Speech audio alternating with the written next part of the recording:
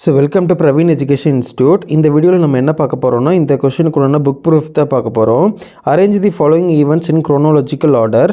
அதில் வந்து பார்த்திங்கன்னா ஃபஸ்ட்டு வந்து சிவில் டிசோபீடியன்ஸ் மூவ்மெண்ட் அப்படின்னு சொல்லிட்டு கொடுத்துருக்காங்க. அதேமாதிரி பார்த்திங்கன்னா சிப்பாய் மியூட்டனின்னு சொல்லியிருக்காங்க, Vellore mutiny, south Indian rebellion 4 கொடுத்து வச்சுருக்காங்க.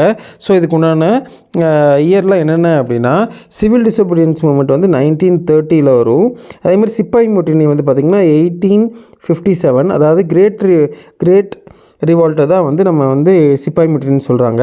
அடுத்து வேலூர் மியூட்டனி வந்து வேலூர் ரிவால்ட்டு 1806. அடுத்து சவுத் இண்டியன் ரிபல்லியன் வந்து பார்த்திங்கன்னா 1800 1801 வரும், இந்த ஏரியாக்குள்ளே வரும். ஸோ ஆப்வியஸாக வந்து நம்ம இதுக்கு உண்டான ஆன்சர் வந்து பார்த்திங்கன்னா 4 வந்து ஃபஸ்ட்டு வரும். அப்போ 4. அடுத்து வந்து இது வந்து செகண்டு.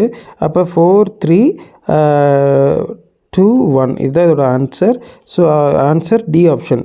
இதுக்குண்டான புக் ப்ரூஃப் வந்து பார்த்திங்கன்னா நான் கொடுத்துருக்கேன், 8th and 10th புக்கில் இருக்குது.